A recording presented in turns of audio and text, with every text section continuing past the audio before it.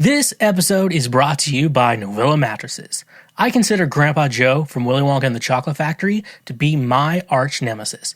Even though I say this, I know we have one thing in common. That is, we both have a hard time getting out of bed in the morning. For Grandpa Joe, that's because he is a bad person. For me, it's because I sleep on a mattress made by Novilla, today's sponsor. Meet their Bliss Organic Memory Foam Mattress. Perfect for those who want a cool, dry, undisturbed sleep throughout the night, made with organic bamboo charcoal fiber, excellent motion isolation, cooling gel-infused memory foam that fits all bed frames and is reasonably priced between $179 and $369. Perfect for if you want an inexpensive mattress for you, your children, or even for your guest room. Like I said, I personally sleep on a Novilla mattress, and it has done wonders for me. Throw out that cheap Walmart mattress you got in college and get yourself a mattress made by Novilla.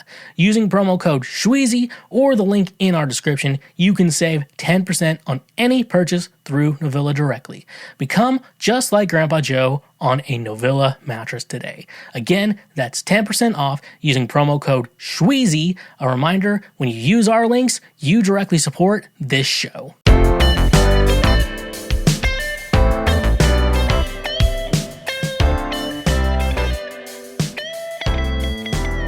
What is going on, my fellow Schwoke What is up, and welcome to yet another episode of Cancel Schweezy.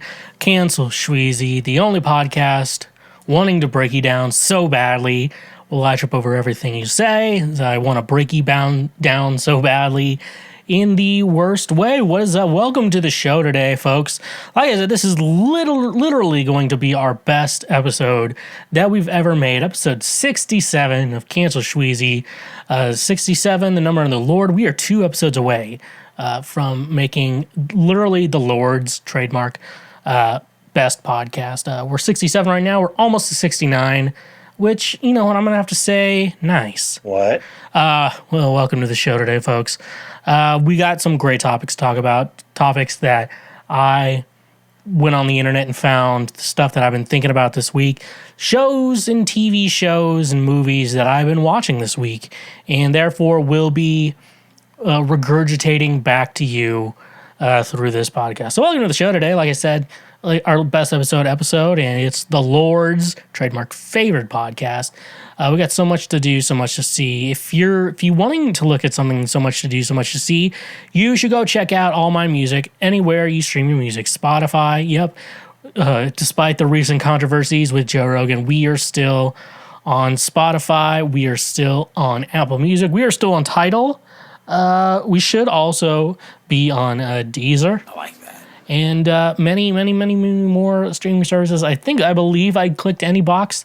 Anywhere music can be, I believe the music of Schweezy will be on. Therefore, you have an obligation to go be streaming it nonstop when you're not listening / watching this podcast as well. So what's stopping you? This is the type of guy you get. So yeah, what's stopping you? What's preventing you from rising up, as some would say? What is preventing you from rising up? And preventing you from rising up today is social media. If you want to go follow me on all social media, so you're notated, you're notified. I'm going to have a hard time saying words today. I just realized that.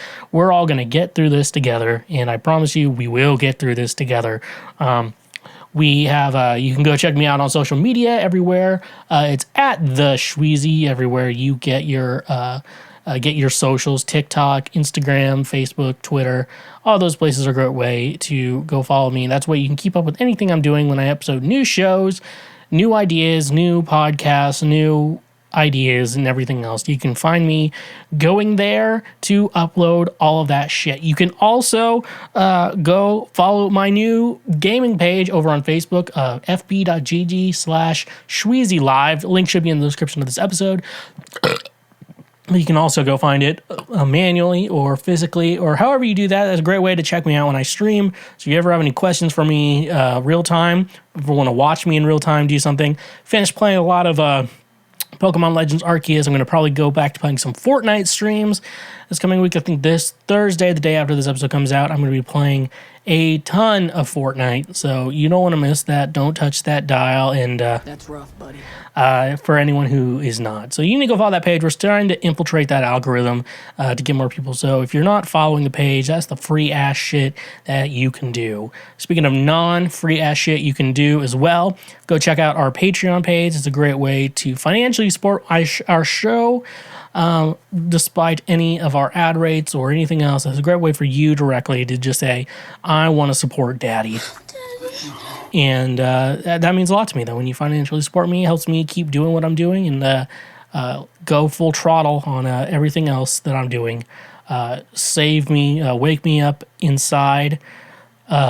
Wake me up inside. I can't wake up. Wake me up inside. That's financial ways to support the show. There's also a ton of more free shit you can do to support this show today. If you're on the YouTube channel, checking out a highlight maybe, or checking out the full episode, what you can always go ahead and do is smash that like button on whatever you're watching. Make sure you subscribe to the show. That way you get notified anytime we release new episodes or new content coming out to you wherever you get, everything on YouTube, and share highlights with your friends. I know it's hard to suggest a podcast to someone.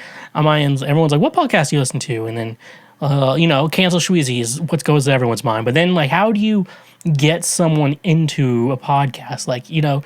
Starting off on the newest episode is a good idea, but isn't always the best option for it. That's why we make highlights. That way you can just kind of ease your friends into it. Here's some funny things that he's been talking about. Here's some good content that he's been talking about. And then from there, you can kind of further move and, you can just look at the highlights and the best thing. If you're an audio-only listener, obviously, smash that subscribe button. You can also share it with your friends. Leaving a review on the audio platforms is always helpful. It doesn't sound like a lot, but it does work a lot. It helps us infiltrate algorithms. And leaving us a star review, whether that's 5 stars, that's 1 star, those are also great ways to help us infiltrate algorithms. Like I always say here, we are trying to infiltrate algorithms. That is what we are trying to do. And with your help, the algorithms can be infiltrated. The world is just a bunch of algorithms these days. And with your help, we can infiltrate the algorithms that we need to. So thank you, one and all, for listening to that. Let's get into the news. Previous week right now. What is previous week right now? Well, it's the news that I have been going through this entire week. Not just today, this morning when I woke up and organized it all. I've been going through the entire week. Anything that happened last week, or as I like to call the previous week, that we will be going over. We're going to be going over it on this podcast. And when will we be going over it on this podcast is the next question. I know you're asking about what week of news are we covering? Like I said, it was the previous week. When are we going to be covering this previous week's news? Right now. That's why we call it previous week right now. It's not a play on Last Week Tonight by John Oliver. It is our own thing that we did not copy from him or make a parody of in any way. It's previous week right now. The only place you can get your news that is on brand, that is real news, that's not USA Today, it's not Fox News, it's previous week right now. And we're going to go over the previous week right now. And as Phil DeFranco would say, let's just jump into it. So, let's do it here. This one's coming from Mass Live. I think Mass is short for Massachusetts because when I'm about to read this, that's when you're going to get the idea. Boston man stabbed for not flushing toilet at Mbta station, police say. A Boston man was stabbed Sunday morning after police said he refused another man's demand to flush a toilet at the Back Bay Mbta station. Police arrested Hector Avedito, a 42-year-old Malden resident who they said confronted a 33-year-old man who had not flushed a toilet, leading to a fight culminating in a stabbing. Officers said the victim, a Boston resident, had been in a stall in the lobby restroom at the train station when Avedito entered the facilities. Avedito told the man he needed to flush the toilet. The man responded the Avedito should mind his business, police reported, and the pair argued through the stall walls, though never saw each other before Avedito left the restroom. Outside, Avedito began approaching men exiting the restroom, questioning whether they were the person talking shit in the bathroom. According to police, the victim came forward, officials said, leading to a physical dispute that ended with Vito stabbing the man and running from the station. Mbta officers spotted Vito nearby on Huntington Avenue, found a knife in his possession, and placed him under arrest. The department said the victim, whose name was not released, was treated for a stab wound to the hand at a Boston hospital.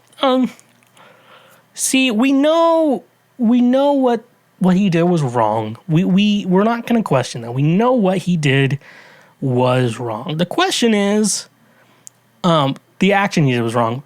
But in regards to this argument, you have to wonder who was right. And honestly, we can all agree that the guy who did not flush the toilet was wrong, because you're in a public restroom. So here's the first question I do have about this situation going forward. We do see here he was still in the stall when I guess he was still taking a dump. He was in the stall till and someone asked him to flush the toilet. I'm going to make an educated guess here. So the idea when you first read this article, man stabbed for not flushing the toilet, you think the man just prairie dogged it, dropped his dropped his turds in the toilet from his butt, wiped, and then just got up and left. When what it sounds like, that's what you think about when you see this article going forward in the bathroom, in this article. But what we did not understand is, though, that this man was going for the long haul on his poops. He was going for a long-ass poop here in the bathroom, and the people next to him were requesting a courtesy flush.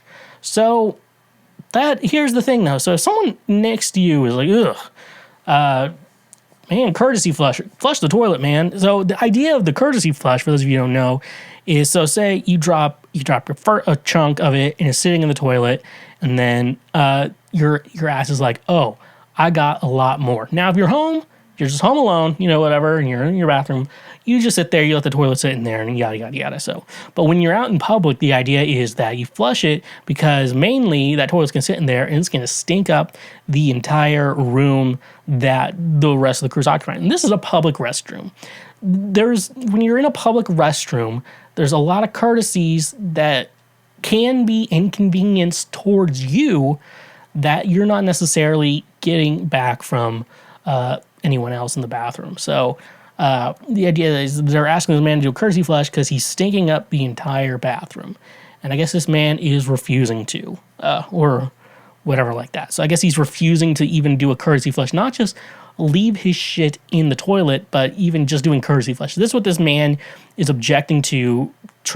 So one guy is asking this guy to be respectful of other people in the bathroom, and then this guy, who is just dropping massive turds, letting it stink up the entire bathroom, is saying no. So you already knew this guy was a piece of shit when going into the bathroom, but now that we're going out of the bathroom, we think that. So they're still answering the question, did this guy flush the toilet after finishing up? That's the question. Who had not flushed a toilet leading to a fight?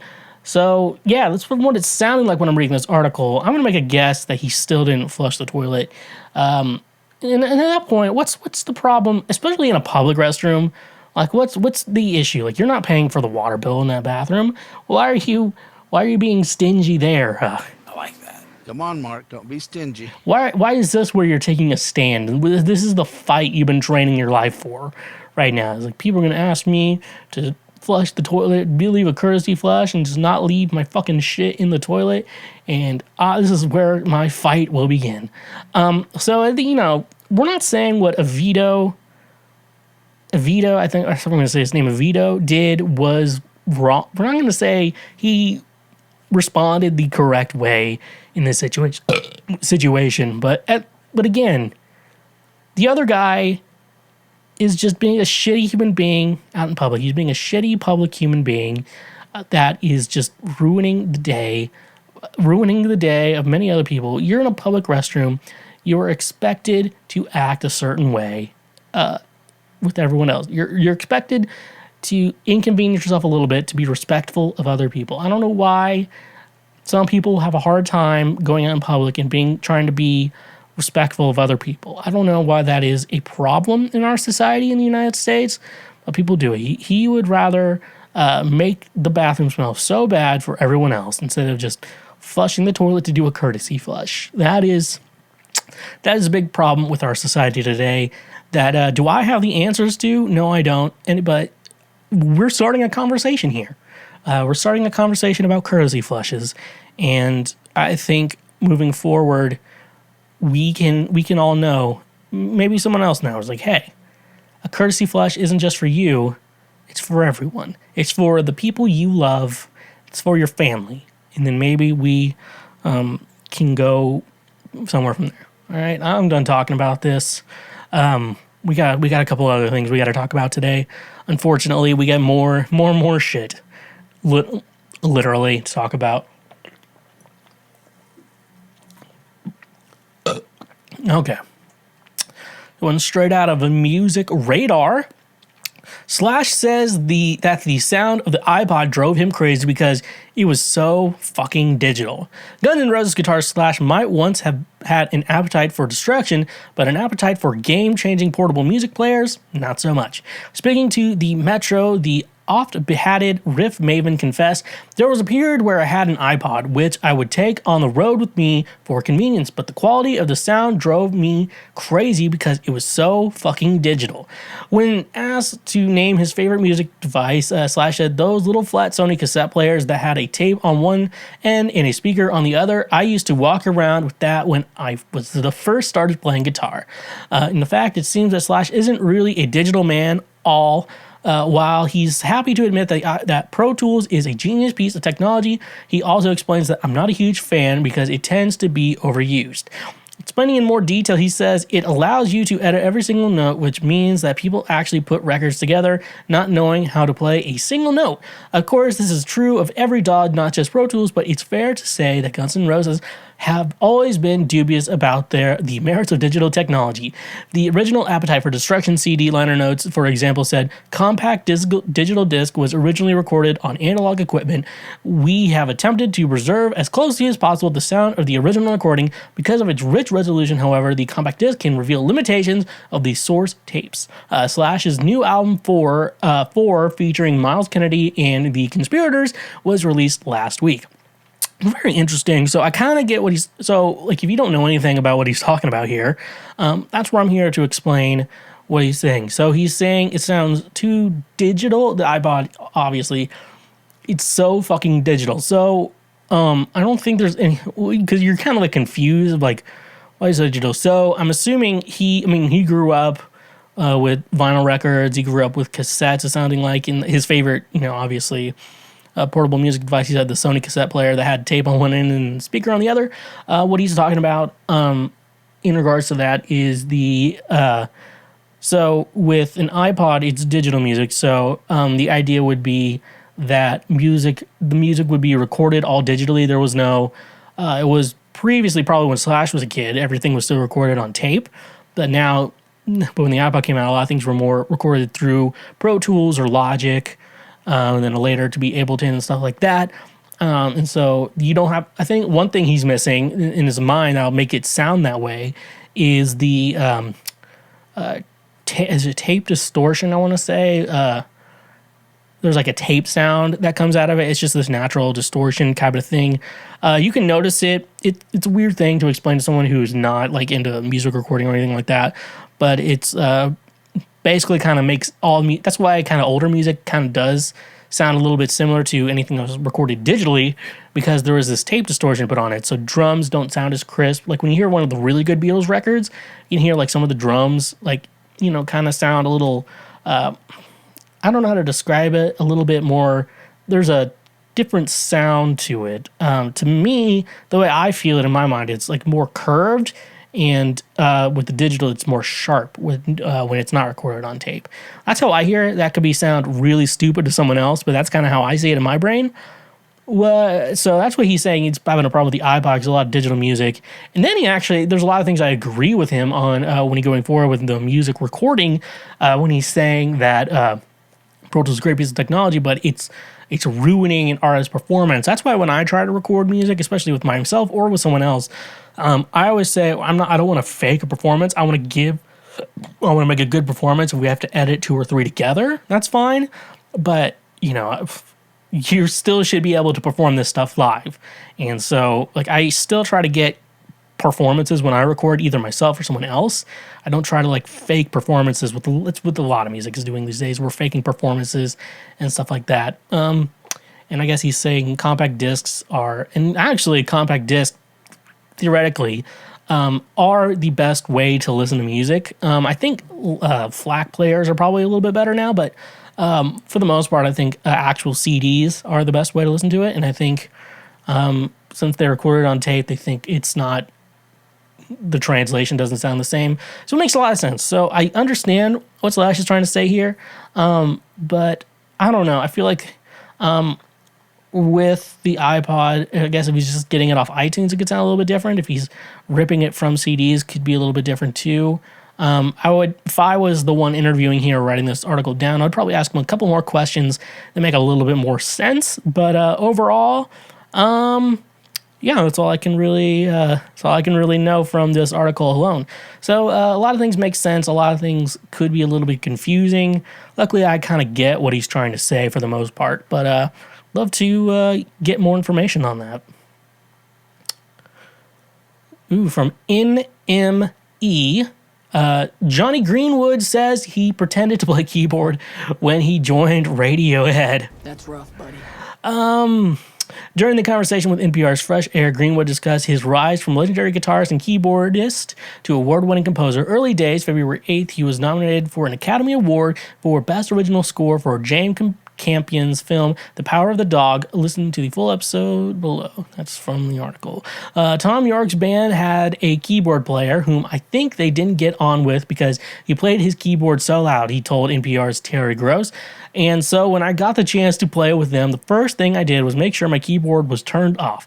I must have done months of rehearsals with them with this keyboard, and they didn't know that I had already turned it off.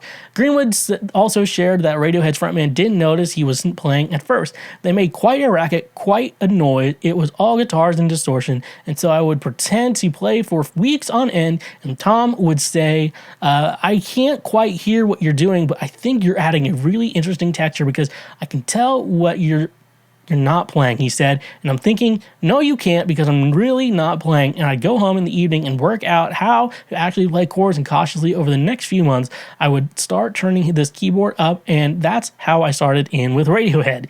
He also discussed his approach to film scores, including his work on Paul Thomas Anderson's Licorice Pizza, Jane Campion's The Power of the Dog, and Pablo Larraín's Spencer. My reaction when Paul asked me was excitement, Greenwood said. About the first time Anderson reached out to him asking if he'd score 2007's There Will Be Blood, I thought, this is going to be a bit being in a band in somebody, except I'm in a band with Paul and the people who are making this film. Outside of today's Oscar nominations, Greenwood received an Academy Award nomination in 2018 for Phantom Thread and a Golden Globe nomination for The Power of the Dog. Meanwhile, he's also set to embark on a tour with Radiohead's side project The Smile. They announced UK and European tour earlier this month, with kicks off in Zagreb on May 16th. The trio, comprising York, Greenwood, and Sons of Kemet drummer Tom Skinner, released their debut single You Will Never Work in Television Again, and its follow-up The Smoke in January. So it sounds really funny because like Tom York kind of does sound like that person who would be a little bit full of shit. Like, he's making good music, but he's also seems kind of pretentious at the same time. And this is something that just kind of shows how pretentious he is in a bit, where he's like, I can't really hear what you're doing, but it's really adding a great texture. He's not playing at all. Like, it's just he's just being duped around. So I don't know. This story's like really funny. And he went from that to playing, he's like, now he's writing scores for films and getting nominated for Oscars. It's just really funny. So I don't know. It's just, like, I just turn the keyboard off and play. I've played in, like, the thing with jazz, though, is, like, in most bands, when you're the guitar player and you're, like, the main guitar player, it's like, you're the cool guy. But if you ever played in, like, jazz groups, the guitar is the most worthless instrument in that group, because sometimes you're just playing with the piano players playing, or trying to blend in with what the horns are doing and stuff like that. It's not really a necessary, because a lot of bands don't even have guitar players, and they'll just, the keyboard player kind of just covers that shit, no problem. So like sometimes you'd play so quietly, like, oh, you're playing too loud, then you just turn off and then you're not playing at all, and they're like, oh, that's perfect, your perfect sound. One time I was doing like the musical, it was Spring Awakening at my school, and I was using an amp because I'm like, I'm not going to let them control the volume or anything. And so they mic'd up the amp or whatever. And they said I was like playing too loud and it was like barely any volume going in the mic. I'm like, you could tell the sound what they're doing. Like, there's a button that says pad, press the pad down button, and then you can turn it up and you got a lot more volume control or whatever. Because I could barely, I was standing right next to the amp, but I could barely hear it. That's the problem. Like, I don't know how they're having problems. Like, with it being too loud when it's barely loud. But they were pretty dumb at fucking, they were pretty fucking dumb at, like, recording or the live sound stuff. They were just like, oh, here's a stereo. No, they had, like, 3 microphones, and they're like, okay, you got to do a stereo pair. So you have to turn the stereo pair when you're recording it through an analog interface. One mic is to the very far left, the right mic to the very far right, and then the middle one in the center. They just had it all in the center, like, oh, well, the spacing's kind of weird. I'm like, yeah, because it's 3 mics set to mono. I don't know, whatever. I don't think I explained that very well. Anyways, though, this is funny. This made me laugh, and that's why I wanted to go over it right now on the show.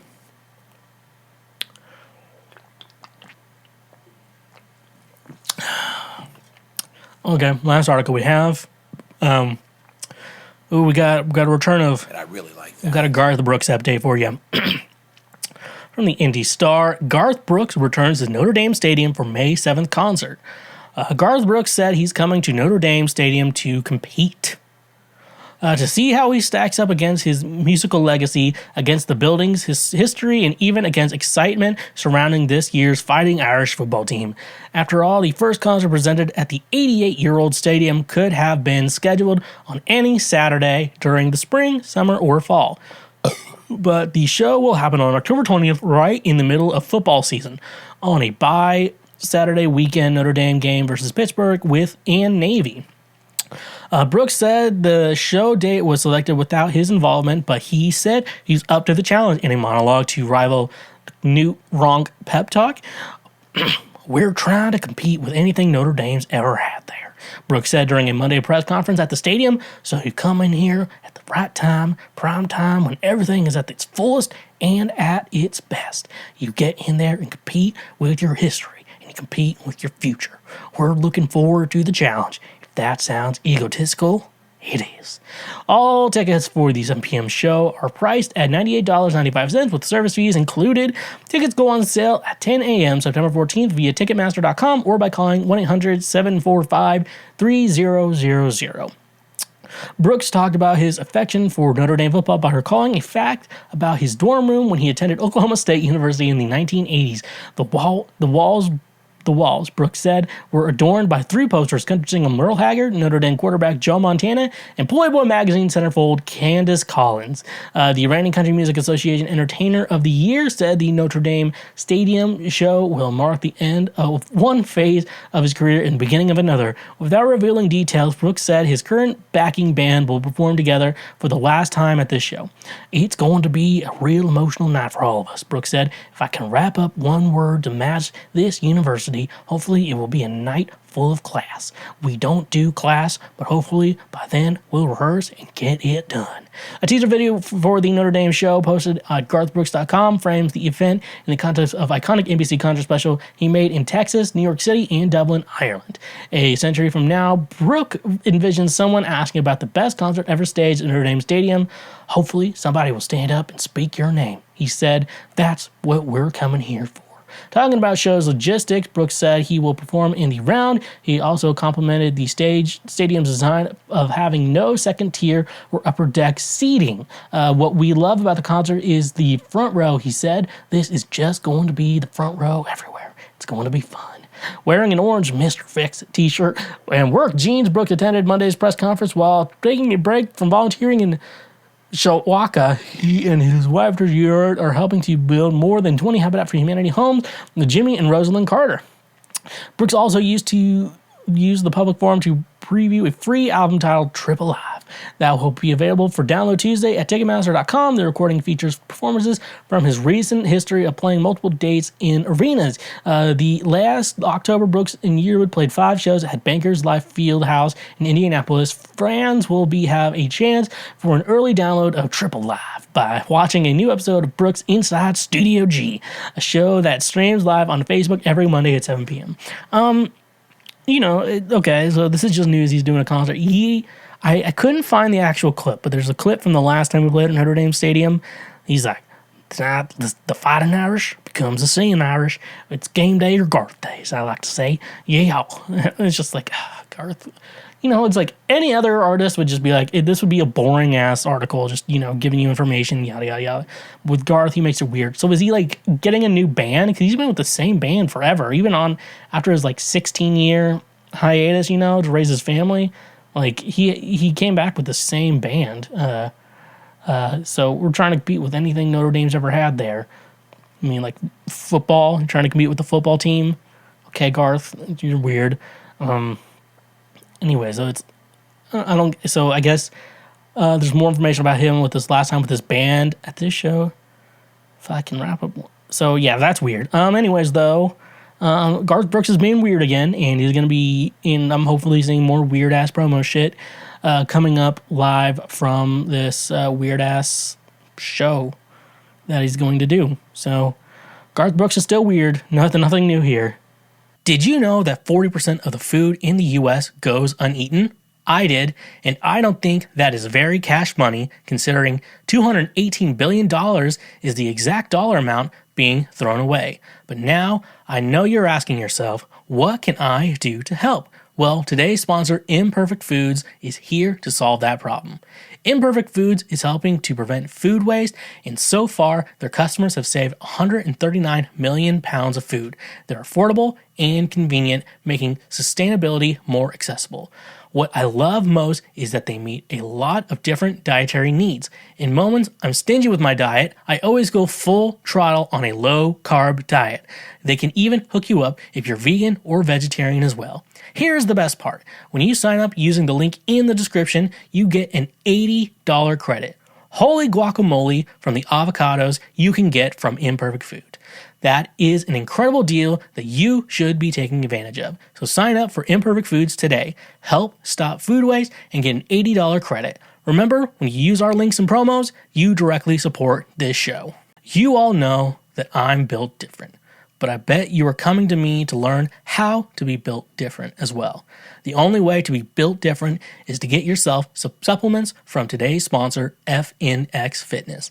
FNX Fitness is committed to creating innovative supplements of the highest quality that provide focus for a productive morning, energy to thrive all day, performance supplements to reach new goals, unique sleep and recovery formulas to support any sport, and healthy supplements to support an active lifestyle for years to come. I also really enjoy their clothing line that makes you look good while working out as well. Another thing I love about FNX Fitness is that with every purchase, they donate a gallon of water to a child in need. Start working out smarter, not harder. By using the link in our description today, you can save 15% on your purchase. So go save 15% on some of the best supplements out there when using the link in our description. And remember, when you use our links, you directly support this show. So this week I've been watching a lot of television, sitting on my ass and watching television. That's what I've been doing, and I guess now is the perfect time for me to talk about it with everyone, about what I've been watching on the TV, on the telly. So this week I first want to talk about Tick, Tick, Boom. Tick, Tick, Boom, for those of you who don't know. Last week I talked about The Eyes of Tammy Faye, which starred Jessica Chastain and Andrew Garfield. And I realized I didn't watch one of the newest movies that Andrew Garfield was in, titled Tick, Tick, Boom, basically based around Jonathan Larson, the creator of the hit musical Rent. Though, I'm not talking about a really new Andrew Garfield movie. I did not say Spider-Man No Way Home. This was funny because this is the movie he was promoting around the time Spider-Man No Way Home. And he's phenomenal in this movie. I just want to start off like saying Andrew Garfield is phenomenal in Tick, Tick, Boom. But one of the big things about it is when he was doing interviews and press for this, everyone was asking him if he was in Spider-Man No Way Home. And at that time, he still had to lie about not being in Spider-Man No Way Home because they really wanted to keep it a surprise that him and Tobey Maguire were coming back as Spider-Man in that movie. But there were so many leaks already. I don't know if it was somewhat staged thing or not. It's just, it would be cool. It'd be cool to be able to go into it and not know that they were going to be in the movie. But like my mom apparently saw it and she didn't know who Andrew Garfield was, but she knew who she knew Tobey Maguire because that's the movies we saw all together when I was a kid. So she definitely knew who Tobey Maguire was. Apparently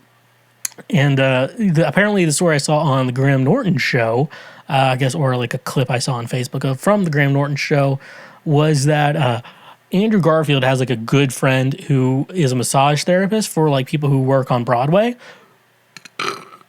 in New York, the musical theater people.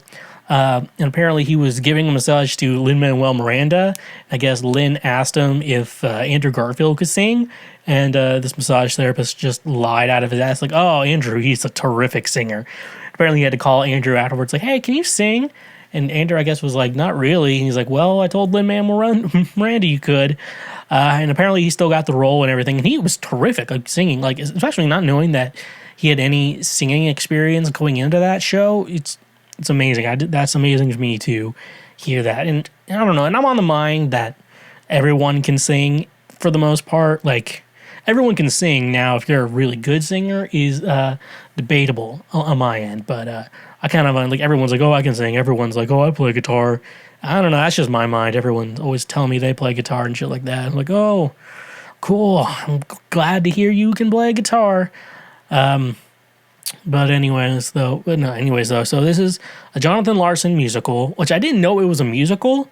I just thought this was like a movie based on the life of Jonathan Larson. I didn't know this was an actual musical written by Jonathan Larson talking about like a part of his life and stuff like that. So that was something I figured out near the end of the show.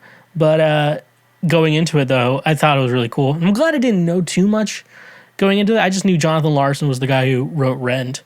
And it's been forever since I watched the Rent movie. I don't think I've ever seen it on Broadway or anything. Take me for what I am, who I was meant to be. And if you give a damn, take me, baby, or leave me. And for those of you who don't know, I don't know a ton about musical theater, but I fucking see that, like, when people talk about like guilty pleasure music, and the idea of guilty pleasure is something you're not supposed to like, but you do. For me, it's like musical and stuff like that. Apparently you're not supposed to like that, but anyways, though, I enjoy it, but I don't have a ton of knowledge on musicals, so like I can tell you the history of like the Beatles, or even just like random ass artists like whose Wikipedia pages I've read. But like when we talk about musicals, I'm like, I'm not as good at the history or that, I can remember the ones I've played in, but like besides that, it's like not as well. But yeah, no, dude, I love musical theater, and so very interesting story, to listen to, and just surprising. Even then, Andrew Garfield's a better singer than Lin-Manuel Miranda, who directed this movie, which is really good. I think for a directorial debut, I think Lin-Manuel Miranda was terrific at this. Let me read the bio from Wikipedia. I want to read the bio of this musical. Tick, Tick, Boom is a 2021 American biographical musical drama film directed by Lin-Manuel Miranda and his feature directorial debut. Written by Stephen Levinson, it is based on the stage musical of the same name by Jonathan Larson, a semi-autobiographical story about Larson's writing a musical to enter the industry. The film stars Andrew Garfield, Robin De Jesus, Alexandra Shipp, Joshua Henry, Judith Light, and Vanessa Hudgens. Tick, Tick, Boom had its world premiere at the AFI Fest on November 10th, 2021, and began a limited theatrical release 2 days later before streaming on Netflix on November 19th. The film received positive reviews for Garfield's performance in Miranda's direction. It was named one of the best films of 2021 by the American Film Institute. It was nominated for Best Motion Picture, Musical, or Comedy at the 79th Golden Globe Awards and Best Picture at the 27th Critics' Choice Awards for his performance. Garfield earned numerous awards, including the Golden Globe Award for Best Actor, Motion Picture, Musical, or Comedy, as well as a nomination for the Academy Award for Best Actor. So honestly, all well deserved. Like this, like I'm telling you, this musical was like super inspiring to me because I think it hit me. This musical hit me right at the right point in my life. I'm glad it came out right this time because I'm basically 28 and a half. My half birthday is on Valentine's Day. Funny enough, 28 and a half. And so this musical is on the cusp of Jonathan Larson turning 30, and he compares his career to Stephen Sondheim, who like had his big musical theater debut at 27. So in Jonathan Larson's mind, he is a late bloomer from who we believe where he should be at his life in this musical theater industry and stuff like that, which kind of hits home for me a lot. Like I said, I'm 28 and a half, and he was 29 going on 30 going this, so we're around the same age. In regards to this story specifically. And, you're just like, yeah. And the best advice I always give anyone is do not compare yourself to others, especially in the industry, because you're both great and you're both at the right spot where you should be, and no one's success happens the way you think it should. And so something I always try to tell myself, and I never follow. I always compare myself to others, and then you get jealous, and it can be really bad because then you get jealous of others, and then all of a sudden you're trying to compete with others, and it's not like a competition. Like you can both have your time in this. If you're trying to compete with someone else, you can both have your time to shine, and like the fact that like at this age, like Jonathan Larson is so close from having his big break, kind of in a sense, to having this big break, to be forever cemented in musical theater history. And he's just like, he knows it, and it's so frustrating. But they started the song called 3090, and it's about he's on the cusp of turning 30, comparing his career to Stephen Sondheim.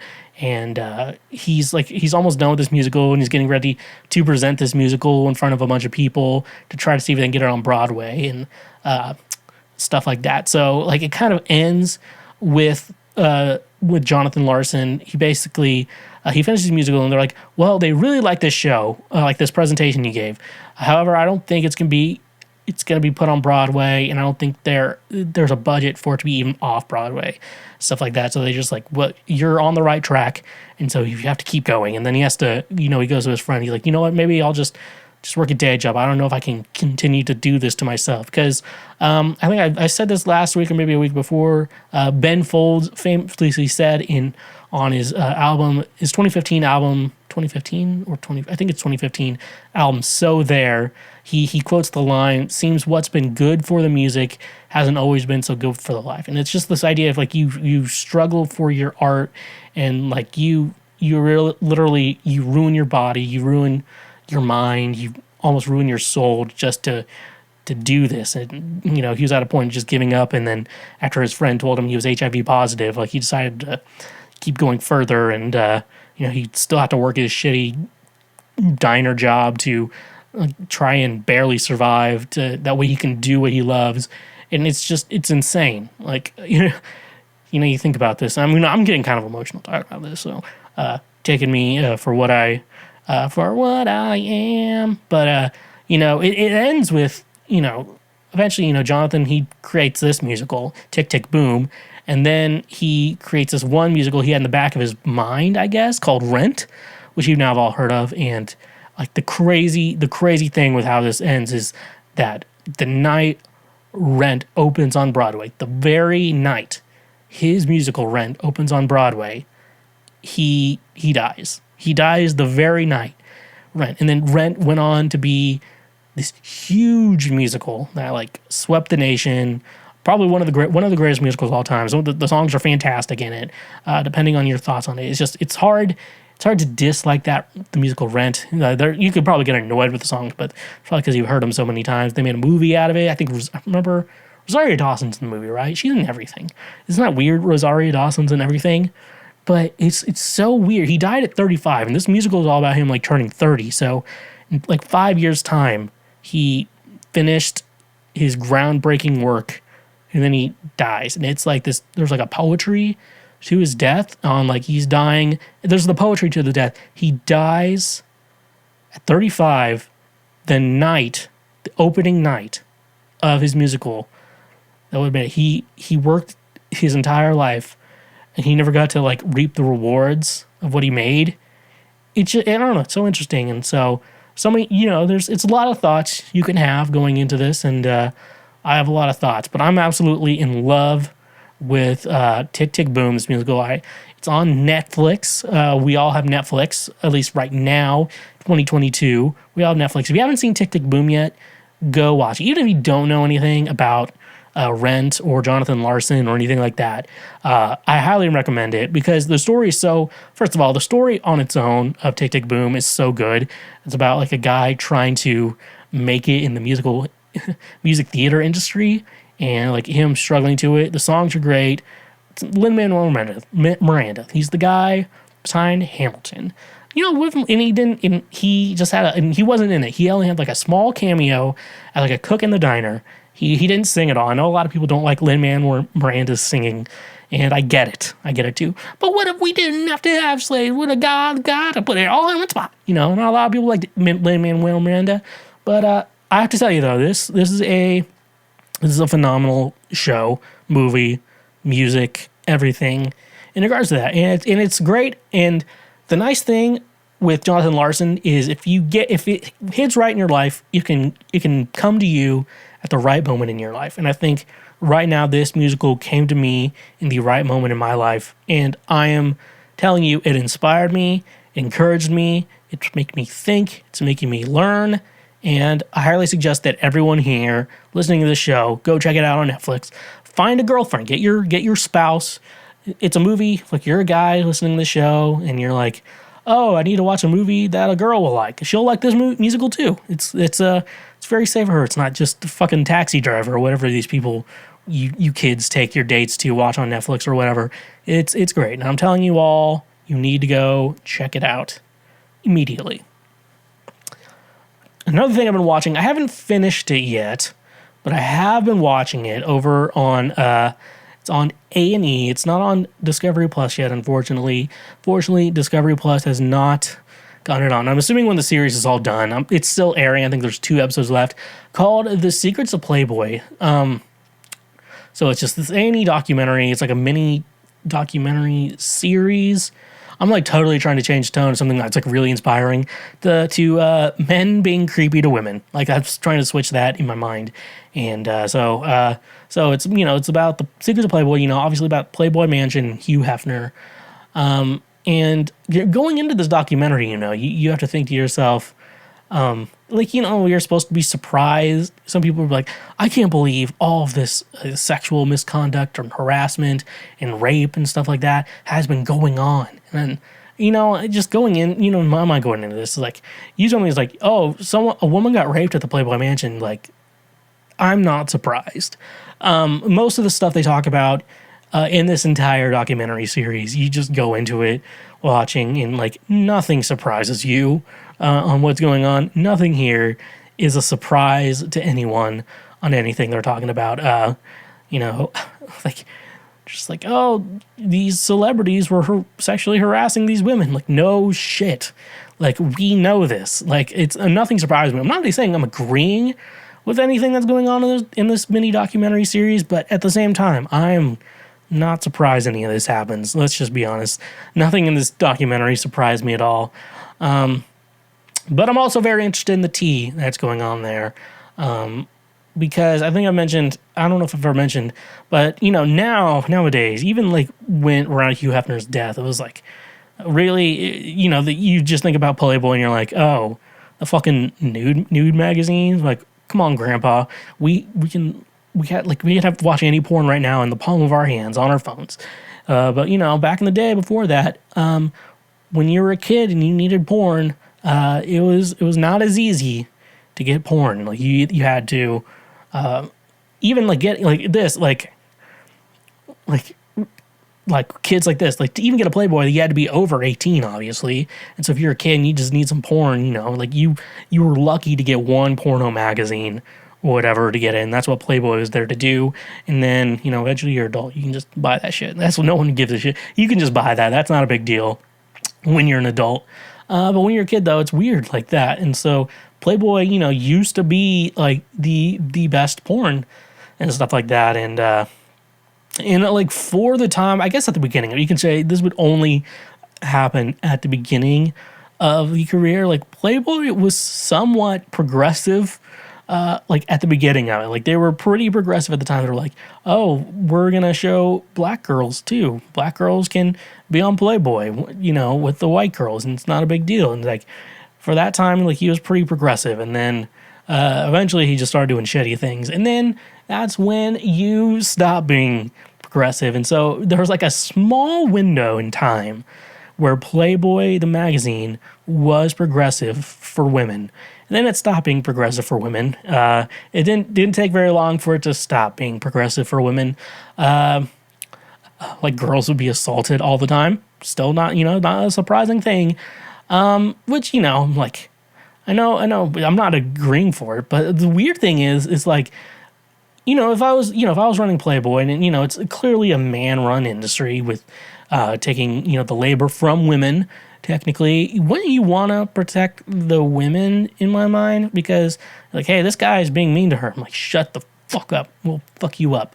And Playboy was pretty powerful. Like they were able to, like when all this assault stuff happened, they were able to make sure none of it went back to the police.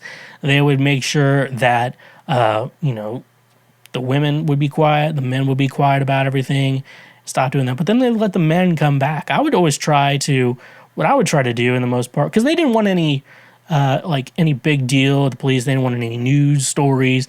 They wanted to make, you know, Playboy for the most part look like a good thing, which I kind of get. You know, you have a business, you don't want any controversies or anything like that. So that's why they try to clean it up there. However, I feel like the way they kind of cleaned it up, made it a little bit more controversial, because if I was running Playboy, you know, at that time, I'd be like, look, we have a main priority to make sure the girls are protected. That'd be my thing. And like there were like points like, hey, there's like these Playboy clubs, and they're like, hey, can we get someone to like, we're the bus boys to walk the women to their car or whatever? And then they were like, no, they're big girls, they can handle themselves. I'm like, no, these guys are creepy, and I know you want their money, but they're also like could be dangerous. And I know you're like, well, we got a million other girls we can get. Like, well, you just got to protect the girls. And be like, that way it makes it look a little bit. I don't know why that was such a big deal. Like, make the bus boys. Be like when you hire like a bus boy or whatever, a kitchen staff, or like, yeah, there's also a responsibility, like just walking the girls to their cars. Like, that is not a big deal at all. Just making sure your employee stays safe. And, you know, and then when someone's a creep, you just revoke their member status or whatever. And like, and at the same time, they're like, well, I'm going to tell everyone you kicked me out. I'm like, yeah, we'll tell everyone that you were being a creep and then ruin your career. So I don't know. I feel like they could have handled a lot of things a little bit better. Probably they didn't. It was a different time back then. They just probably wanted to then think of the best way to do things. But that's what I would have done if I were them. I would have tried to protect the women and everything and stuff like that. Also, there was a ton of drugs at the Playboy Mansion, which first thing comes to my mind is very cool. But also, one of these drugs were Quaaludes, or apparently what Hugh Hefner called them, thigh openers. Like, what the fuck?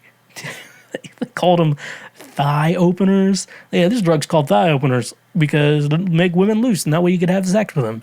And I don't know. See, I don't understand the idea of it was just part of the times and shit like that, because I don't feel like drugging a woman to rape them was ever okay. I don't know how it was ever like an okay. You know, when you think about how, yeah, people used to smoke cigarettes all the time because we didn't know any better. You can at least kind of make sense, but there weren't studies made on it. But then you're like, well, people didn't know any better. That's why we drugged up women and raped them. Like, we knew that was wrong. We always knew that was wrong. Like, there was not a time where we can say that was not wrong. Okay, we know that that's wrong, and it always was wrong and stuff like that. So, in like, they would have like 6 or 7 people, including Hugh Hefner, get have prescriptions from a doctor for Quaaludes. Like, they would get it. That way they just had a huge pot of Quaaludes that they could all just get into whenever they needed to. Like, what the fuck there is going on? Like, that's fucking, you know. And then, you know, then there was like cocaine and weed, which, to be honest, even cocaine, like, I don't think those are bad drugs. Like, if they're drugs for white people, like, I know this sounds a little racist, but I'm not trying to be racist. Happy Black History Month. Move, bitch, get out my fucking way. It's Black History Month. But, you know, because they made some drugs for white people and then they distributed some drugs made for black people. That's history right there. And, like, weed and, I don't know, weed and cocaine just don't seem that bad to me. Even if a black person was doing it, it's like, whatever. It's just weed. It's just cocaine. Chill the fuck out. But the police were up their ass about everything. And they got this one chick, Bobby Arnstein, who was about to get in real big trouble for it. Had to, like, the only way she could get out was unaliving herself, as the YouTube mods would like me to say. Unalived herself. Because of her involvement with trafficking drugs or getting drugs to the Playboy Mansion. That's all it was. Like, but minus the Quaaludes, though, weed and cocaine, like, seriously, those are the drugs you're worried about. And I know it was like back in like the 70s, 80s, you know, like Richard Nixon's stupid fucking war on drugs that didn't work. Drugs won. You made a war on drugs and drugs won. They're still winning. And, you know, and now in like Chicago and California, where the Playboy Mansion is, but probably I don't think they're really around anymore. I'm waiting for the end of the documentary. The documentary series has not ended yet, but weed is legal in those two states. And why is it not legal federally? Because they want black people to go to jail. That is why. So I don't know. I feel like DEA cops trying to get people with drugs are just fucking these fucking bootlickers. Fuck the police, FYI. And I feel like Barbie, if they didn't care them, if they would just chill out on the drugs, Barbie Arnstein would probably still be alive. Probably wouldn't have had to kill herself, you know? They probably just, like, make her pay a fine or whatever, and then let her go. Like, you know? And then Hugh Hefner would have probably just paid that off for her. You know? It's like, it's drugs. Come on. It's just cocaine and weed. It's not that big of a deal. Those are like the chillest drugs ever. I mean, cocaine to a point, but, you know, they're just an upper and a downer, you know, call them the fuck out. And if you're a cop listening to this for some reason, stop charging people with drugs. It's just a waste of time and taxpayer money. Like, you're wasting people's times. But the last thing I want to talk about here is when you hear about a lot of these rapes, they were, they say they were sodomized, and it was a lot of anal sex. Now, here's the thing here. Obviously, rape is wrong, and I'm not going to argue rape is wrong. But I don't know. In my experience, isn't everything for anal? Isn't there a lot more prep for anal that you need to do, like a ton of lube and, you know, butt plugs and stretching things out and going in slowly? Like, I feel like anal is a whole ordeal where, you know, the vaginal sex, you know, there is a little bit of, you know, things you got to work towards, but you know what I'm trying to say here? I don't want to go into any more details, kind of, I know, and I need to, but, like, doesn't anal take a lot of prep? I mean, if I had to receive anal, it would take a lot of prep on my end to do that. I don't know. That's my thoughts on this. But it's on, if y'all want to know more, it's all on A&E.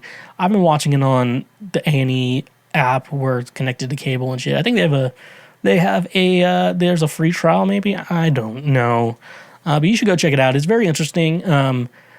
But those Playboy Mansion parties, you know, besides, because I wouldn't rape anyone. I think those sound like a lot of fun. Back in like the 90s, if I was around back then, you know, I would go to those parties. Of course, I would be considered a dork by everyone. Be like, hey, ladies, and I would be like, try not to like hurt them or anything. I would come off as a total dork. But I don't think the ladies would hate me, so that's cool. And I wouldn't rape anyone or give them Quaaludes. That's who I am, and yeah.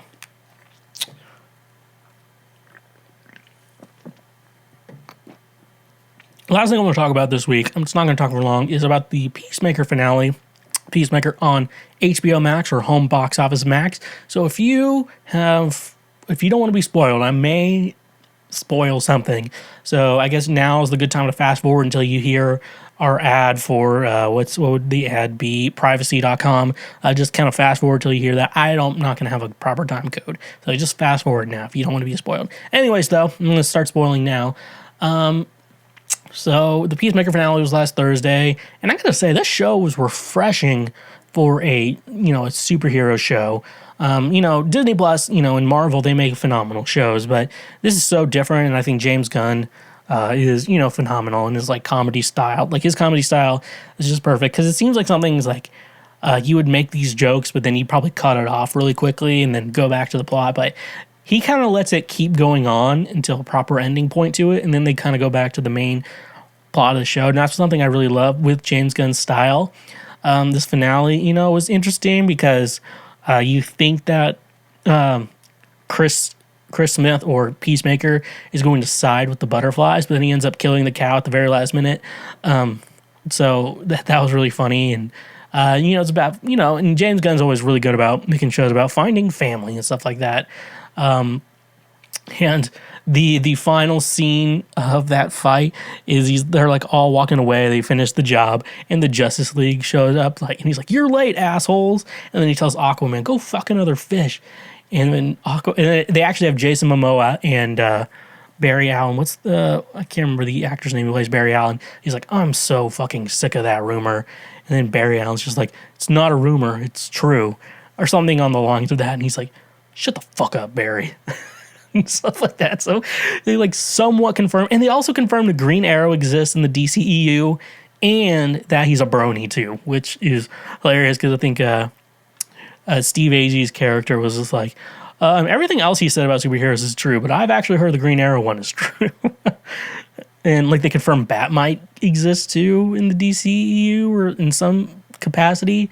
This is all really funny. And I think that's just, with the Justice League cameo, that's how you do a cameo. Because they obviously didn't get Wonder Woman or Henry Cavill to come back for the roles, but they did get Jason Momoa, Barry, and then Barry Allen or whatever. I can't remember his name. He plays Credence. But no, it was great. And I thought it was great.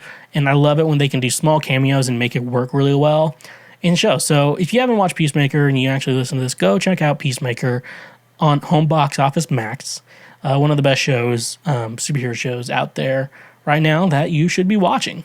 When an enemy shoots at you, you pull out your Captain America shield. When Doc Ock attacks you on a bridge, you control the nanobots from your Iron Spider suit to control his arms. So why are you allowing all these websites to store your credit card information? The solution to that is today's sponsor, Privacy.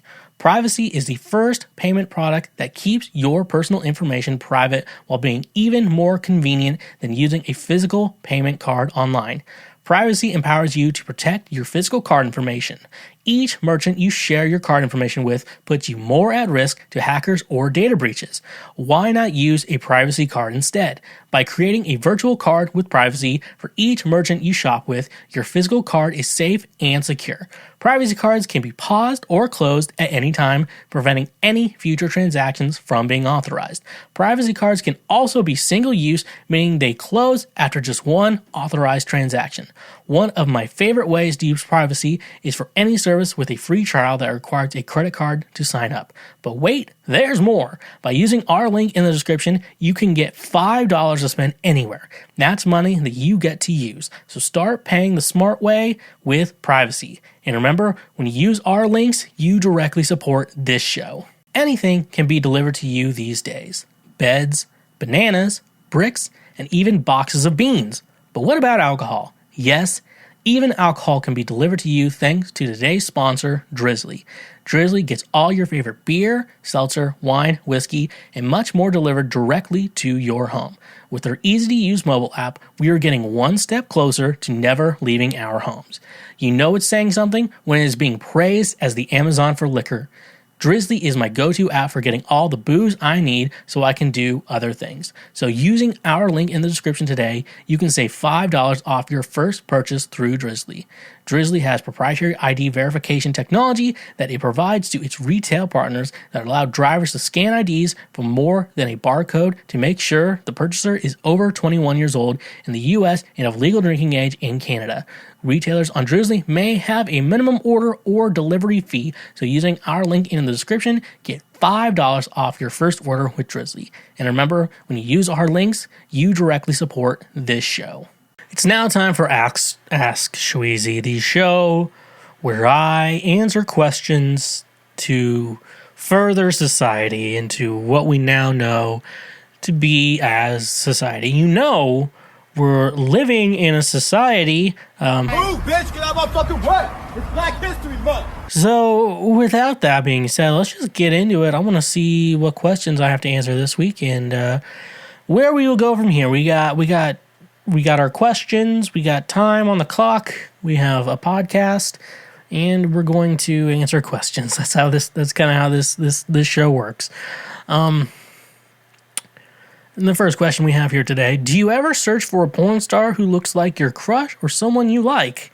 All the fucking time. That's the perfect thing to do. And I'm telling you right now, if people who don't do that are a little weird, unless you're like, if you're kind of single and you typically, it's the best. I'm telling you right now, find a porn star. You don't even have to have like a crush on her, just someone you think is attractive, and you find a porn star who looks like someone you think is attractive. It will make your day to find out that information. I'm telling you right now, it is the best. And the best thing is, if they ever find out, you have the perfect thing to say is that, oh, I really like the way they look because they kind of look like you. And no woman is going to get mad at being compared. Like, if you find an attractive porn star and you tell a woman that she looks like said porn star, if they're mad, they're lying. Because being compared to someone who's attractive, like I get told I look like Jason Momoa all the time. And, you know, sometimes I could be offended by it, but otherwise I know we're both two single, handsome men. And that's what women really like about us. I like that. And, you know, it's something we got to live with. I look like Jason Momoa, and you know what? It's okay. And that's the thing, though. So I highly suggest, to all men out there, is to, if you're with someone, find a porn star that looks like your partner. If there's just any girl you like, you think about a girl you wish you could have sex with, but in real life, there's too many variables in the way for you two to have consensual sex.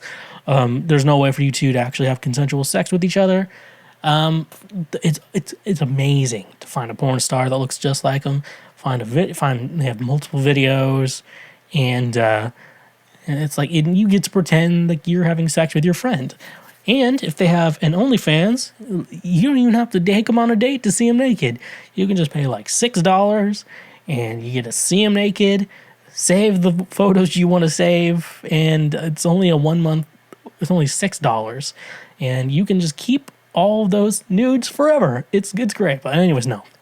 When you find a porn star who looks like someone you know in real life, I gotta tell you, it is the best shit you will ever have in your life. I'm telling you right now, folks, go find porn stars who look like people you know in real life, and it is great. I'm telling you, the best part of your life. Even better if it's your significant other. And so if you look at them, they're like, oh, you were just thinking about me. And so there's a lot of pros and very little cons to this. Finding porn stars who look like people you like in real life. It's phenomenal. It's a life hack that I have not mentioned to other people before, but I'm telling you right now, it is a perfectly great life hack that you all need to be taking advantage of right now. Finding porn stars that look like either your significant other, your crush, or someone you just think is attractive in the real world that you're probably never going to have sex with. I'm telling you right now, it is take advantage of the situation. I like that. Anything else I have to say on that topic? I don't think so. I don't think I have anything else I really need to say, but just a little life advice for everyone out there. Something you should do, can do, and I bet you are going to do after you get done with this podcast. I'm telling you right now, good advice coming from me. Second question we have here: why do women cook more than men, but most chefs are men? So that's a very good question because you're typically if you think about that 1950s perfect family, you have the man works and like he works his job 40 hours a week. He comes home, his wife has cleaned the house, taken care of the babies, has cooked dinner, and when you get home, you get home to a nice, well cooked meal. And you're like, honey, how was your day? And she was like, oh, honey, how was work and everything? And then eventually, you watch your evening TV on the 12-inch black and white TV. You then you go to bed, and you in your separate twin beds, and you go to sleep, and you wake up, do it all over again. That's like the perfect 1950s, and so yeah, it's been very much known, and it's very somewhat expected at some points that women have to know how to cook, and then the man has to know how to have a job and everything to provide for the family. That's more of a stereotypical type of situation. And then, now we're in the 21st century, and both men and women can work, and they can both come home, and they can both cook, and they can both clean, and they can both take care of children. And yeah, and we all have mattresses, just medium or king size mattresses from Novella Mattresses. 10% off using our link in the description or promo code Schweezy. And you can go, and then you can just sleep in the same bed on a nice, comfortable mattress. But I think it just comes from the idea that the idea what you're talking about, like that women need to cook more than men, but more men are chefs, is because I think I heard someone say this once that actually made sense, or was the kind of the truth behind it, is that men cook for money, but women cook for like the family and stuff like that. Because so only men should be allowed to cook for a career, because men are more expected to have careers over women. Women are more expected to, if they have children, to kind of put their careers on the sidelines or quit their careers. And that's like they're supposed to give up their careers to raise children. Now, do I agree with all of that? No, I'm also not a woman, and I would never tell a woman how to do that. If we have kids, we should both take care of the kids. I think that's a good idea. However, though, we have to, figure that out in our careers and everything like that. But yeah, I think the most idea I believe that's behind that is why men are more chefs for careers, because if men are going to cook, it's going to be for a career. It's not going to be for like taking care of the family. It's just, there's that traditional male models and women models that, that perfect family that we go back into. But if a man's going to have a career, he can have a career in cooking. And, it's weird that people don't call men who cook gay. Men who bake apparently are gay. According to some friends I have who think using shampoo is gay. And I'm like, it's not. Cleaning your ass is gay. Cleaning your ass is not gay. It's perfectly good, and we should all be cleaning our asses. That's the type. This is the type of guy you get. There we go. That's the sound drop I wanted. So yeah. So I don't think there's anything wrong with women being chefs. I don't think there's anything wrong with a man being a chef. Everyone do what you love, and when life finds a way, you find a way as well. And figure that shit out from there. But women can have careers too. I don't believe women should not be allowed to have careers. Women should be allowed to have careers. Men should be allowed to have careers. Maybe we should stop having children. Maybe we should give up on having kids.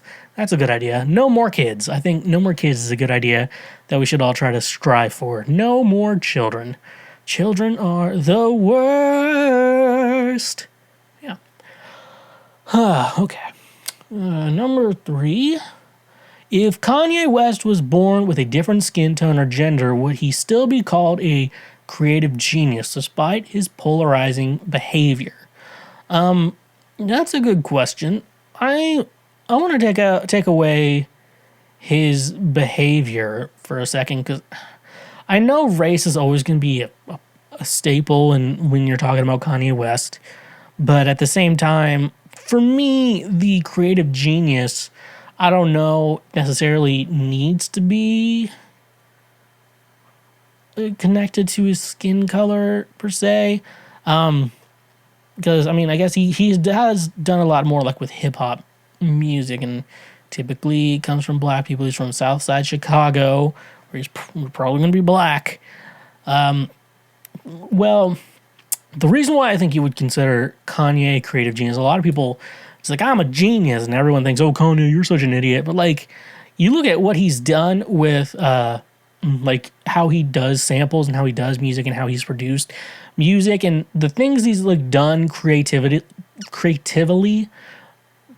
with music, creatively with music is super interesting. Like I heard someone on TikTok, I guess, showed an example of Kanye's like the first sample that really got him famous, or the first beat he made, and it was like this Jackson 5 guitar beat. He like took that without the before like this loop of it with no drums, and then like he slowed it down a bit so you can still hear. I think it's do I want to say it's something Jackson. It's something by the Jackson 5. I know for that for sure.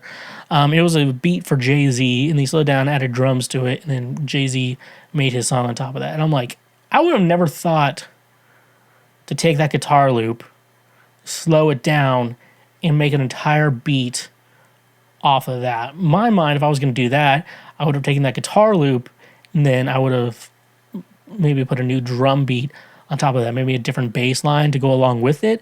I've never thought to slow it down to a certain degree, like to a certain percentage, like how big of a slowdown he would have done with that. Slowed it down that way and did that, and then how he created that beat, I was like, amazing. And then, you know, the way he samples music, that makes him a genius. The way he produces music he's a genius, because you then like hear the original and then hear what Kanye did to it, and even one of his bigger songs, Stronger, Faster, Longer, with that Daft Punk song, you better do it better, faster, stronger, and the way he made it, that won't kill me, can only make me stronger, I need you to hurry up, because like I think the Kanye version of that 100 times better than what Daft Punk did with it. And like, you know, you talk about Daft Punk being making some of the best music out there. However, that song was improved 100% when Kanye went to it. And then you hear a lot of just, you know, you can go with example all day. I can go all day on it with Kanye's, you know, creativity. The way he thinks of making the beat is something I would have never thought to do in any ways to do.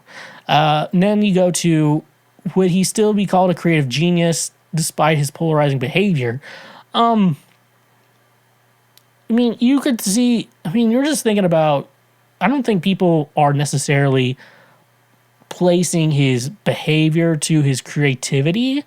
I think we're taking his behavior as mental health problems. I don't think a lot of people are going to it with skin color and gender over that. Because I think, I mean, if Kanye was white and, you know, acting this way, you know, to his ex-wife Kim, I mean, probably he'd be getting away with a lot more. Like people are like, Kanye's gonna fucking murder her and Pete Davidson.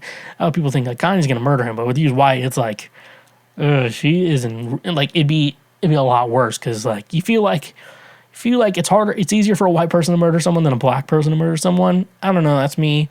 I don't think that's anything to do with his creative genius. His behavior, I think, as a white person would be. His behavior itself is different from skin color and gender. However, I don't believe the question you're making, where you're talking about his creativity, his creative genius, would be different. And creative genius would be different with his polarizing behavior, because just because someone makes good music does not give them a right to be a dick. That's just that's 100% there. You could be like, that guy is a dick, but I really like his music, and you remember to separate the artist from the art. Is a very good conversation I always think we should be having. Are we able to separate the artist from the art?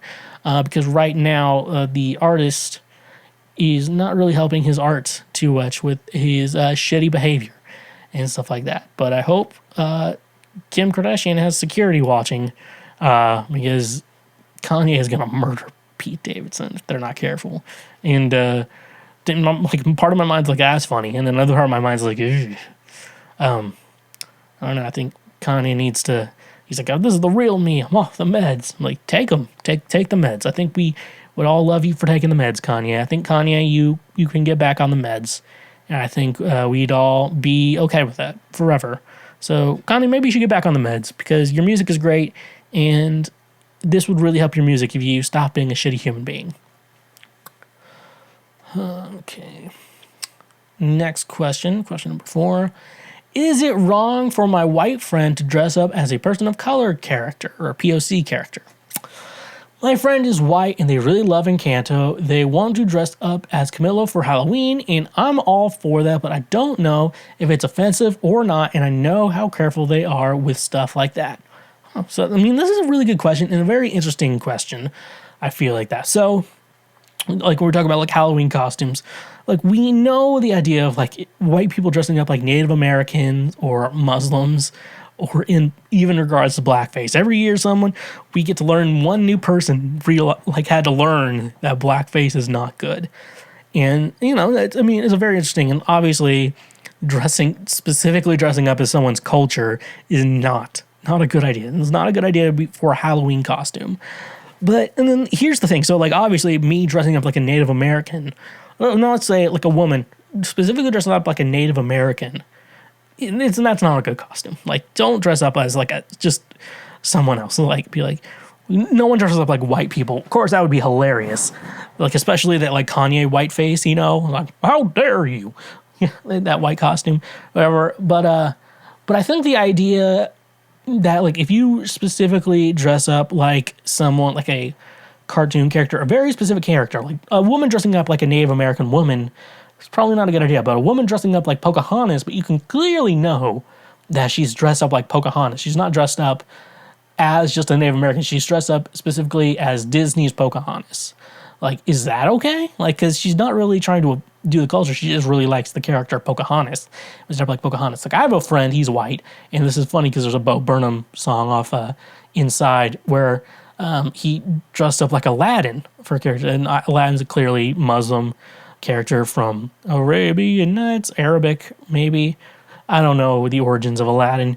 But, like, when you look at the costume, like, no one's going to be like, oh, he's dressing up like a Middle Eastern person. Like, no, you're clearly dressed up like Aladdin from Disney's Aladdin. Like, so you can clearly know if someone dresses up like Jasmine, like, you can clearly know, oh, you're Jasmine from Disney's Aladdin. Like, and so it's like clear, you know, that even though there is a person of character or whatever, and then, you know, there's black kids and Mexican kids, they're always dressed up as like, they could be dressed up like a white superhero or a white character, and, you know, there's no big deal about that, but it is a little different. I know I can speak for the white people going back and forth on that. So there is a really weird line. So especially this Encanto. It's not, so in my mind, I think if you're gonna dress up as a character from a different culture, I really think that it has to be 100% clear that you are dressing up as said character from said franchise.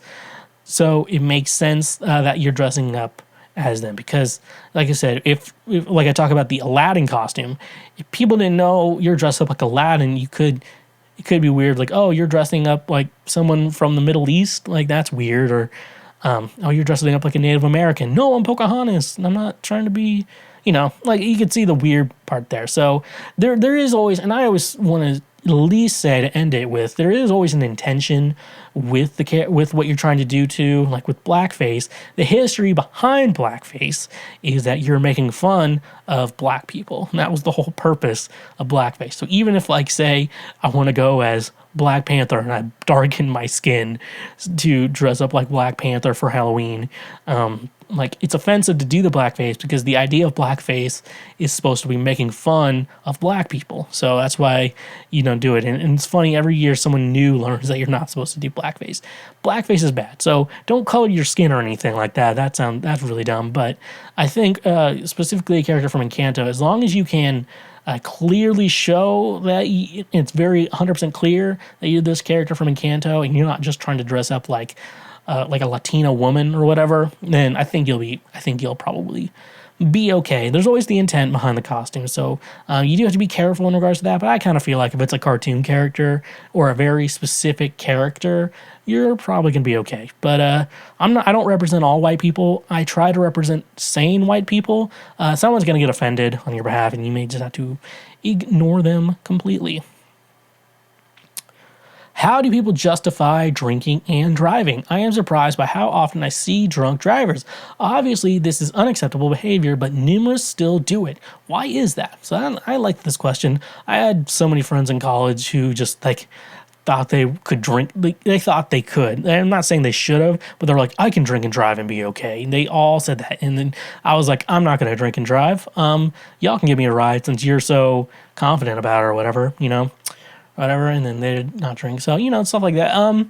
Why people justify it. One, sometimes they drove their car to a bar and realized and came to this conclusion. They're like, I drove my car here and I'm going to drive it back. So that's one reason why some people will do that, because they believe they don't want to leave their car or wait it off or sleep it off or whatever. They think, I drove my car here, I'm going to drive it home. When you live in more small rural areas, bars are aplenty. You think you can kind of get away with it because there's less things around. Like when you're in the city, it's like you're just like, I'm not drinking and driving. But when you live in the middle of nowhere, small town or whatever, you just automatically think you'll be fine because it's easier to drive around town in a small town where in a big city it's not. So you think that as well. So I know a lot of small towns would be like that. A lot of times also in small towns you don't actually have really the necessities of, you don't have an Uber, you don't have Ubers around you where you're driving and stuff like that because you don't have Ubers aren't in a small town or a small college town or whatever. And so you either have to walk, return your car where you were, or drive back yourself, or have a friend who is a specific designated driver who will do it for you. And so people will just be like, I don't want to get a designated driver, I'll just drive back myself. So people, and a lot of people are just probably just cocky and stuff like that. I've never been that one. People like my friend Josh and his other friend tried to make it like I drove to Indiana to see them and I was drinking on the way there. And I'm like, no, I was not drinking on the way there. And I'm like, I'm probably the only person in this room who probably has used the Uber app. And so it's like that. So with that being said, though, I think it's just a lot of confidence, a lot of pride, and people are just a little too cocky and they just think they can do whatever they want. And this is where I'm here to say, don't drink and drive. You don't need to. It's not that important. If you live in a small town, maybe live closer to a bar. Maybe that's a good idea. Do parents know the gender reveal parties? I'm confused as sometimes I see parents' reactions and not sure if they pretend not to know or they genuinely don't know. These parties are not popular where I live, so I am clueless. So I am a white person. I'm here to give you information on white culture. And so when people talk about white people with no culture, talk about gender reveal parties. So there's a couple ways you could go without it. So sometimes gender reveal parties are gender reveals to the public because apparently you have people who think they have fans and their fans want to know what gender their baby's going to be. But to be honest, nobody gives a shit. Pretty bold of you little fucks to assume that I'm not God. And those who don't give a shit. So that's some people's purpose. So sometimes the couple do know, and then they're using the gender reveal party to let everyone else know, all their fans know what type of baby they're going to have, which is kind of stupid. So FYI, that's one reason. You also have another way where the parents actually don't know. They get an envelope. The doctor puts the gender of the baby in an envelope. They may have a friend, or they give it to a cake planner or a party planner or something like that, and be like, okay, here's the gender, use the blue or pink, and then you decide from there what the baby, then they figure out on their own what type of baby they're gonna have, and and then they smash open something and look and see, it's blue, oh, it's a boy, pink, oh, it's a girl. It's always kind of a weird thing to me, because obviously I believe everyone's gonna start with a gender. And you're gonna start with the gender of the genitalia you have. That's just how it is. And then you can decide which one you want to be when you grow up. So even I think the person who created gender reveal parties, I think that child's now non-binary or something like that. So it's kind of blew up in her face. So maybe don't have a gender reveal party, people. Maybe just tell people what kind of baby you're having and deal with that. You read the envelope from the doctor, and then you go home. Maybe no one gives a shit. A lot of people don't give a shit about your baby, and I'm going to be honest, I'm going to be the first one to say, I really don't give a shit about your baby. Unless you're my actual friend, like my real life friend, or my family, I don't actually give a shit about your baby. That's this type of guy you get. This is the type of guy you get. There we go, I got it. Yeah, that's that. Last question we have for the day. I'm 15 and still sleep with my mom. Is it weird? Is it weird I sleep with my mom? I haven't slept alone in my life. I just turn over to the edge of the bed and sleep. The thing is, we have only one comfortable bed in the house, and I'm scared of dark. That makes me so angry. It's my only weakness, and I don't tell anyone. I'm praised by others like I'm a brave person. Well, they don't know about this one, though. It's even embarrassing posting this, even though no one knows me. You're a 15-year-old male. How the fuck do you jerk off? Because, like, nice thing, like, I didn't have to share a room when I was a teenager, and so it was very convenient for me, like, you know, at night to have a place to jerk off. How the fuck do you sleep in the same bed as your mom? And we're all gonna not assume that this is like there's a weird sex thing going on here. There's probably no weird sex thing going on. But I'm just curious. Yes, let's answer the question first. Yes, it's fucking weird. You're 15 and you sleep in the same bed as your mom. It's only a comfortable bed. Like, you're just not gonna sleep on a comfortable bed. That's what's gonna happen. You're just gonna not sleep on a comfortable bed. You're 15. Your back is fine. It's not something you have to worry about. It's fucking weird. Stop sleeping. You're 15 years old. Like, you should be getting morning wood, shit like that. It's fucking weird. Sleep somewhere else. Sleep on the couch. I don't know. Just sleep on the couch. But I'm more curious, like, how are you jerking off? Like, you gotta jerk off, and then if you're having night emissions or whatever, like, those are gonna get all over the sheets or whatever. How are you hiding that from your mom? That is the weirdest thing ever. Let's be honest. That is the weirdest shit I've heard today. That is weird. Yes, this is weird. You're like questioning, is this weird? Like, if you have to ask, it probably is fucking weird. Like, is it just you and your mom? Please don't tell me your dad's in there too. This is the weirdest thing I've seen in a while. To answer your question, yes, it's weird. How are you jerking off? Is it embarrassing? Yes, it's 100% embarrassing. You're sleeping with your mom. Because for the most part, it sounds like your mom's up and you have jerking off too. And that is the weirdest thing of all of it. So, stop that. You're just going to have to not sleep in a comfortable bed for a while. And it's going to be weird when you have tried to talk to women and you want to travel with women for the first time. Okay, it's just the whole thing is weird. And with that weirdness being said, we're ending our episode of Cancel Schweezy today. Thank you for checking out this episode, listening to the whole thing, and tuning in to Cancel Schweezy, better known as the Lord's trademark favorite podcast. Like I said, go follow Schweezy live on Facebook and all my other socials at TheSchweezy, everywhere that you get social media, TikTok, Instagram, Twitter, Facebook. You can also check out my music everywhere under Schweezy. That's on all streaming services, so go check that out now. Like I already said, Schweezy Live is where I play video games, playing some Fortnite, and it's going to be a lot of fun, so you're going to like it. I like that. And stuff like that. If you want to financially support the show, you can always go to our Patreon page, and it's a great way to financially support us and everything that we're doing. And let's not forget the free shit you can always go ahead and do. Free shit, like what I'm telling you here, is liking the episode or the highlights, smashing that subscribe button, leaving a comment to let us know, sharing our highlights with all your friends, family, and loved ones to let them know what we're talking about. If you're on the audio-only platforms, like I said, you can always go to YouTube and share our highlights. It's a great way to say thank you for being a friend. Leave us a review wherever you are streaming your podcast at these days. It's weird. I don't think anyone downloads podcasts anymore. I think they only stream. I looked at like download stats and I'm like, oh, that's really sad. But then I look at like streaming stats. I'm like, that's pretty good. I mean, you always want better, but it's pretty good. Leave a star review, like a 5, 4, 3, 2, 1 star, and all that stuff. So, yeah. Come on, Mark. Don't be stingy. And with all that being said, let's end this episode correctly. Honk if you love butt drugs, and stay awesome. Believe it or not, Schweg isn't at home. Please leave a message at the beep. I must be out or I'd pick up the phone. Where could I be?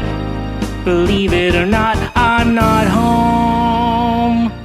Hey, you just finished a full episode of Cancel Schweezy. Thank you so much. Wherever you are listening or watching this show, make sure you smash that subscribe button that we can get notified anytime we release new episodes. And like I said before, honk if you love butt drugs and stay awesome.